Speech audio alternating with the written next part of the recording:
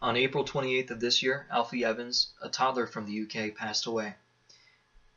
According to a report by the Huffington Post, Alfie Evans' parents were trying to get him out of the UK because he had a life-threatening condition that couldn't be treated there. He was on life support, and Italy had a program that would eventually lead to Alfie's recovery. Instead, the government there kept his parents and Alfie in the country and forced the hospital to pull the plug, deeming him an irreversible condition. This led to Alfie's death on April 28th. My name is Kevin Harris. I want to talk about the importance of respecting family unity and family autonomy. I come from a family with a strong sense of support, a strong sense of unity. But I don't think those values are always respected around the world by different organizations, even at home. I think the media here, the rhetoric isn't always pro-family. I think that governments are taking the decision-making power away from parents. And I think that in our education systems, certain things that are being taught by teachers should be taught by parents. I also think that there are things that we can do in our homes to encourage family unity and create a great environment for unity at home.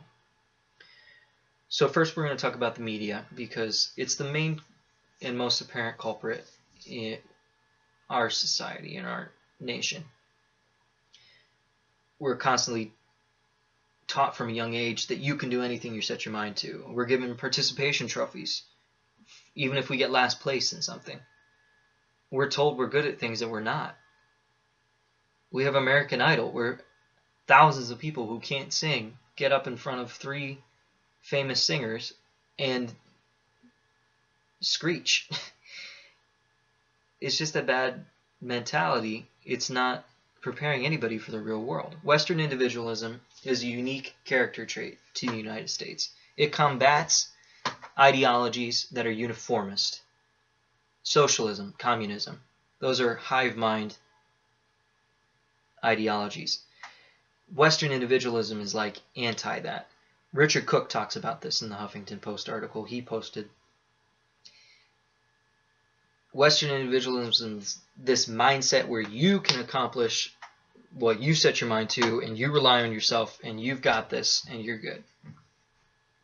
Well, that's reared some strong people, and it's been good to a certain extent, but if you follow it too closely in model, you get these blinders on and you push out your own family. You push out others. You don't rely on anybody else. And when you fail, the whole weight of the world is on your shoulders. Some people, when they fail and they don't look to their family, they look to the government for help instead. That's a role that the family should be taking, not the government. Benjamin Franklin famously said, "Those who would sacrifice liberty to purchase little temporary safety deserve neither liberty nor safety." This sounds harsh, but you have to think. You've got countries that make decisions for families, like Alfie Evans' parents, and that's just not good. We don't want to head down the road towards what China's family laws are. Matt Rosenberg talks about this, thoughtcompany.com. China's one-child policy. That's a famous, controversial topic. I'm pretty sure that you've heard of it at one point or another. In 1979, Deng Xiaoping implemented this law that in urban areas you can only have one child. It was supposed to be temporary, but we're now past 35 years of this. They wanted male heirs. That was one of the focuses of this. So down the road, we've seen female infant infanticide, forced abortions on mothers who wanted to have the kid, riots because of this, and now there's young men who can't find brides because there's more boys than girls. This is not the direction we want to head to.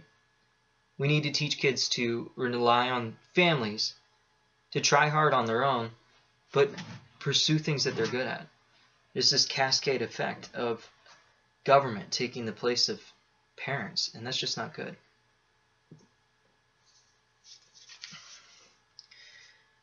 in education systems to a lesser degree. We see teachers who are wonderful, hardworking people, but they have roles that should belong to parents. Fortunately, in our country, there's been this recent push for parents to be involved in their children's educations. PBS.org did a spread on this. They had an article where they talked about parents being the first role models and the first educators of their children. And they should be involved in the education process and planning. Right now, schools teach kids everything from the ABCs to the birds and the bees. And some of those things should really be taught by parents. Kids just rely on the school, and then they rely on their friends, and then they don't see their parents as important to pay attention to. That's one of the reasons that parents have trouble connecting with their kids. So be that provider, be that support, be that rock that they lean on. Teach your kids, be the first teachers. My last point is, I think that dynamics in the home don't always support the family. Change needs to come from the inside out, and this can be simple in theory, but hard in practice. Everybody's on their phone. Everybody's not paying attention to each other. The dynamic's different, like it's never been. I have this problem in my own family. Sometimes I can't focus on my parents because I'm talking to someone 2 states away on my phone. We need to encourage people to make time for each other and make time for their families. Put down their phones, have family dinners, watch TV together and talk during commercials, watch movies together, play board games, whatever you have to do to make sure that your family stays unified and knows each other so that it doesn't crumble apart and you don't have trouble connecting. I think these points can really help change the world and make people realize more so how important it is to respect the autonomy and the unity of the family. We need to work from within. We need to make time for each other. We need to be our children's first teachers, our first role models. And on a broader scale, we need to vote for politicians that will continue to respect the autonomy and unity of the family in our own country. Family values need to be protected. So how would I call you to action? Well, talk to people around you. Talk to your friends, talk to your family. Find out how and what aspects of the family they think are important. And then encourage them to defend that. Take these steps that I talked about. Change the dynamic from within. The last thing that this nation needs is to compromise its own backbone. A strong family unit protected in a country means a strong nation. If we don't protect that, we'll hear a lot more stories like Alfie Evans' parents being unable to save his life. I hope I raised some questions in your mind, and thanks for listening.